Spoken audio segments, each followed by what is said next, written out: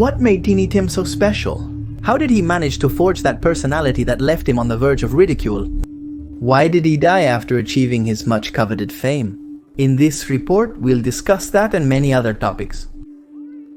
Tini Tim was a special musician, but above all, he was different from the rest. This tall, thin man with a prominent nose, misaligned teeth, and a disheveled mane had something that people liked. When he took the ukulele out of his paper bag and performed his art, everyone would stop to listen. Some to try to understand him, while others were caught by the almost hypnotic sound. He had confessed that one night he saw Jesus Christ, and that Jesus Christ in person told him that he should sing in falsetto. Whether it was Jesus Christ or not who appeared to him that night, the fact is that this falsetto singing is what made him go viral and become famous, even in times when the word viral did not exist or was not used for this. And to this day, he can be seen resurfacing thanks to TikTok videos, mainly where they upload one of his performances, playing and singing this song that made him famous, which is Tiptoe Through the Tulips. Late in his career, he covered songs by rock artists such as Led Zeppelin, Pink Floyd, AC/DC, and the Beatles, among others. His fame soared instantly, but he remained at the peak briefly. His performances filled with oddities came to an end on November 30th, 1996, the day Tiny Tim died. Did you know that one of his songs was used in SpongeBob? Do you know which one it is? Well, I'll leave those questions in the comments. I also invite you to leave suggestions for possible future videos. And now let's get started. Tini Tim was an eccentric and strange person. But beyond his physical peculiarity, he was a musician who was having things go his way in the best manner. He was nominated for the Grammys, worked in film, and was invited to countless programs during peak audience hours. In one of his last television appearances, the singer was invited to the Johnny Carson show, but not to answer questions, instead to marry Miss Vicky. The wedding was official, and it was estimated that around 40 million viewers watched the marriage live that day. 2 years after their relationship began, their only daughter, Tulip Curry, was born. Despite it all, their love was short-lived, and they divorced in 1973. As many say, a picture is worth 1,000 words, and he saw an image of his wife at that moment that he could not tolerate. But let's not get ahead of ourselves. To understand what he saw, what happened next, we need to start from the beginning. The famous Tini Tim was born on April 12, 1932 under the name of Herbert Boutros Corey in Manhattan. His parents were two humble immigrants. His mother, named Tilly Staff, was a Belarusian Jewish seamstress, and his father, Boutros Corey, was a Maronite Catholic priest from Lebanon who had also worked in the textile industry. Little Herbert loved music from a very early age, as his parents had encouraged this by singing him many songs and even with the instruments they used to play at home. So it was that at the age of 5, Mr. Boutros came home with an old wind-up gramophone and a recording from 1919 by Henry Burr, where he could be heard singing Beautiful Ohio. Herbert was fascinated and would spend hours listening to the song over and over again. Music had already become something usual, something he could no longer escape from. At the age of 6, little Herbert decided to learn to play the guitar, but avoiding music lessons. The truth is that he didn't like studying much, and the other option was to be self-taught, which was precisely what he did. He spent many hours trying to bring out the best in himself and improve with each attempt. His mother used to worry because he would lie in his bed all day, and from there he would spend his time writing and singing. His parents took him to a singing school to hone his vocal skills, but the young man insisted on escaping from a formal education. That lack of interest in learning things also transferred to school, and sooner rather than later, he would end up distancing himself from any kind of classroom. On the other hand, music had become an escape from the mockery he received from both his family and school environment and friends. Herbert became a solitary being, which guaranteed him not having to endure embarrassment and the pain of being discriminated against. As a typical teenager, his sole interest at school was girls. The rest was pure suffering for Herbert. He was included in some sports teams, but the reality was that he hated gym classes and defined himself as useless. This led to him being called a sissy. Even his own parents mocked his confused sexual inclinations. Despite this, Herbert had no malice. He even strived to be a better person every day. He proved to be a lover of entertainment history and was always willing to do anything to have access to it. Even though the Currys were very humble, he managed to buy almost 80 songs from series and music programs and began to memorize them, as well as their scores. Gradually, another hobby was added, attending the New York Public Library, where he would end up finding more recordings to foster his fanaticism and feed this obsession. Given this cloud he liked to be in and his disinterest in learning things that were not important to him, at 17 he dropped out of high school and started working in small jobs. One of them was as a messenger in the office of Metro-Goldwyn-Mayer. This job gave him the footing to fly with his mind. It was thus that he gave himself the opportunity to dream that one day he could be part of the entertainment world. The fact of also feeling out of place in the working world led him to think of himself as a music star. He confidently bet on his knowledge and joined the auditions. He took his first steps in musical theater productions, and there he became known to talent scouts. For the first time, Herbert had faith in something, and that was a good feeling. His obsession with music intensified when in the 50s he saw actor and broadcaster Arthur Godfrey playing the ukulele on a television program. Herbert stood still and thought of nothing else but getting that instrument.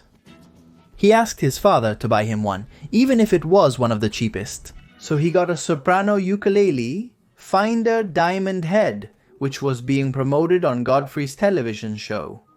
Thanks to his guitar skills, it was not a complication for him to play the new instrument. For years, Herbert toured various bars and clubs in New York City. In those places, he hid under various pseudonyms, such as Emmett Swing and Texarkana Tex, Rolly Dell, and Darry Dover and Larry Love, among others. But in 1963, his definitive name came thanks to a manager who came up with calling him Tini Tim. That name was the result of a shortened version of Sir Timothy Timmins. In New York, there were two areas that in the early 60s seemed to have all the underground movement of that time. These were the Greenwich Village and the Lower East Side. In these places, musicians, artists, theater groups, and people from the art world found their space to be themselves, without limits. At night, clubs and cafes had this variety, and that meant that for travelers, for tourists, it was a nice and also cheap place to stay. Amidst these attractions, the new Tini team discovered its niche, and its career started to soar.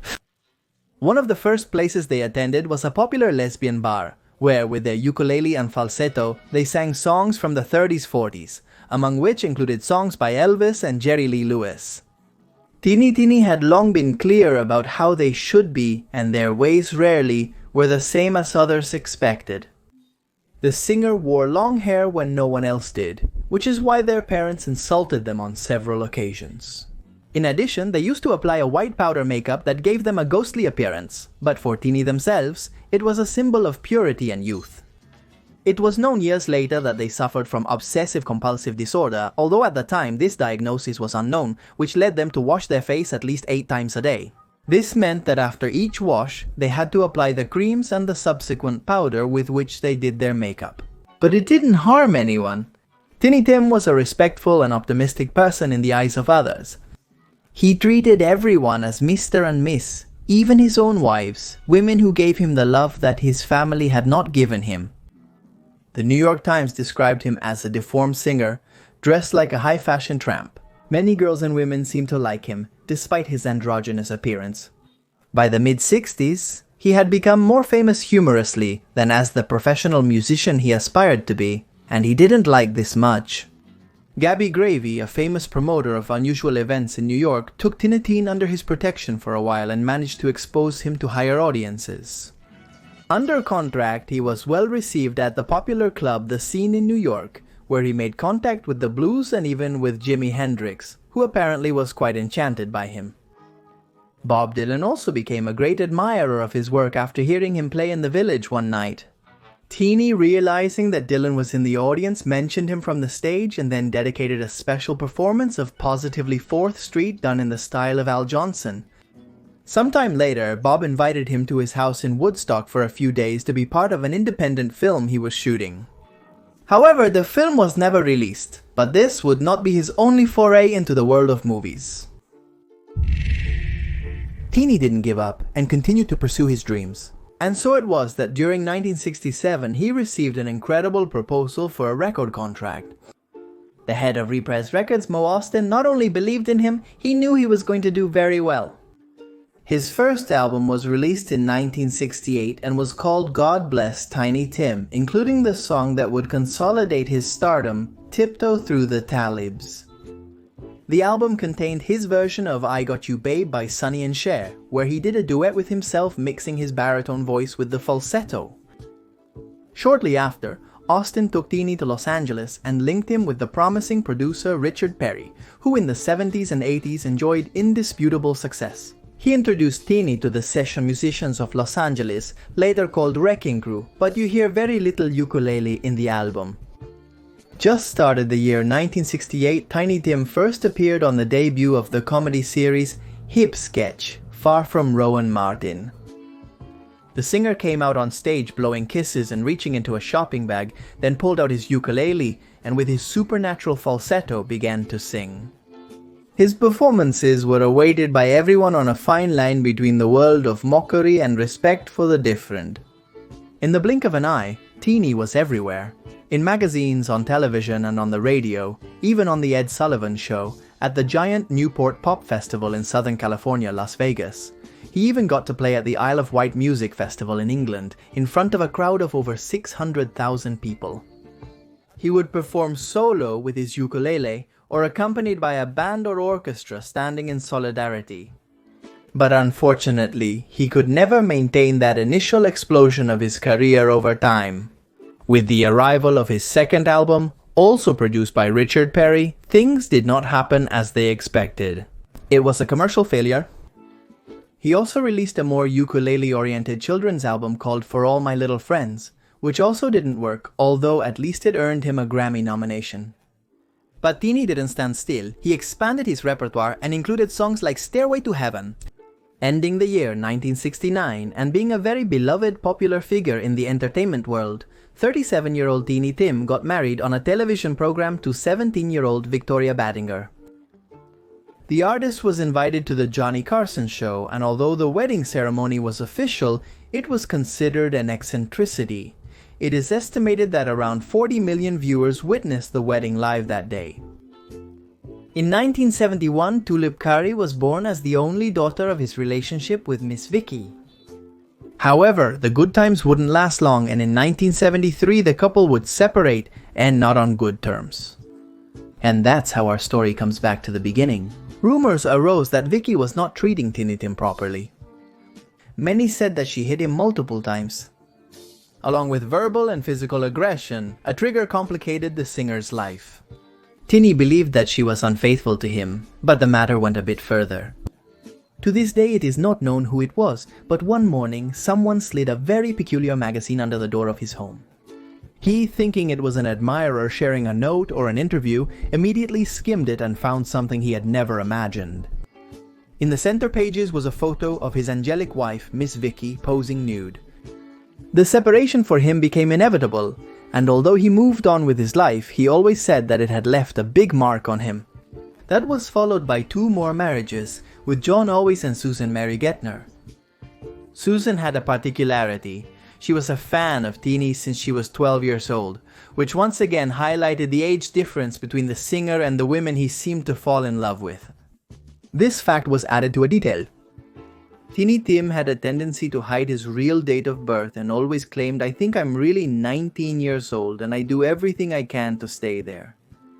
Whether he's 19 or 37, the truth is that his career began to decline and he never shone as brightly as before.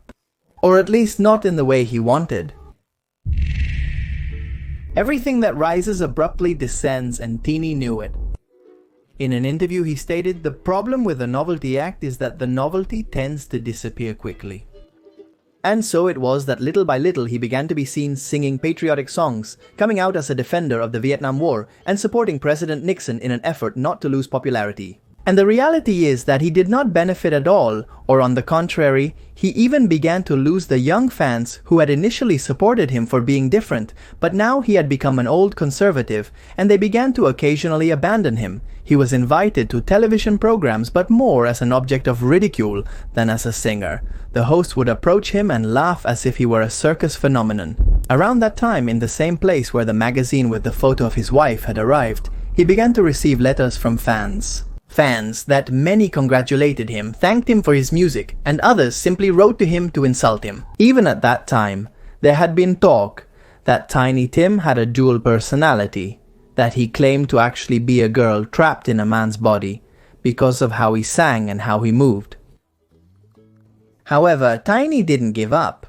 He knew his appearance impacted people, so he decided to exploit it. The possibility in cinema had been cut off, but it reappeared in his life, and he didn't refuse to participate. And that's how he came to be the star of a B-class horror movie called Blood Harvest. In it, he was seen playing a terrifying clown. Do you know this movie? Has anyone seen it? I want you to tell me below in the comments. A last gasp in the 90s helped him reappear on the scene when the band ISM invited him to do a punk version of Tiptoe Troll by Tulips, but again it did not prosper. Tiny Tim seemed destined to become a sort of a ghost. During the year of 1996, Tiny Tim's days became dark. He suffered a cardiac episode while performing at the Ukulele Festival in Massachusetts. He was rushed to the hospital, and with medical assistance they stabilized him without any issues. After 3 long weeks in the hospital, he was able to return home, but with one caveat: he had to take care and rest. Despite the medical warnings and recommendations, the performer made the decision to return to the stage for a charity concert in Minneapolis, the city where he shared his life with his third wife, Miss Sue. This time was his last appearance on stage. He collapsed during the final number of the night, precisely with the song Tiptoe Through the Tulips. Curiously, he appeared in perfect health during an interview just minutes prior. Tiny Tim passed away at age 64 from a heart attack on November 30th, 1996. Today, his remains rest in the Lightwood Cemetery in Minneapolis, Minnesota. He always considered himself blessed to have had the career he had and to have met many of his heroes, such as singers Nick Lucas, Bing Crosby, and Arvin Kaufman, whom he idolized. His eccentric behavior and appearance gave him the opportunity to appear on various shows, but many friends and fans agreed that he was much more than a weirdo and claimed that he knew a lot about music. Today, his legacy remains in the memory of those who knew him, but his music is repeated daily in countless videos that most of the time are a bit creepy. In a strange way, Tiny Tim achieved his longed-for immortality. And that's it for today's video. I hope you found Tiny Tim's story interesting. I found it more than interesting, really, because he's such a peculiar character. He's obviously a cult figure, not a famous person that everyone is going to know. And that's why I wanted to tell a bit of his story in this video. If you found it interesting, please leave a like. Subscribe if you haven't already, because we're very close to 1 million subscribers. And turn on notifications. I also invite you to leave suggestions for possible future videos. With nothing more to say, I'll sign off. My name is Magna Mephisto, and this was The Day What?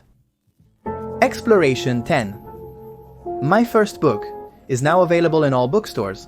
I'll leave the link below so you can get it in physical format and as an ebook.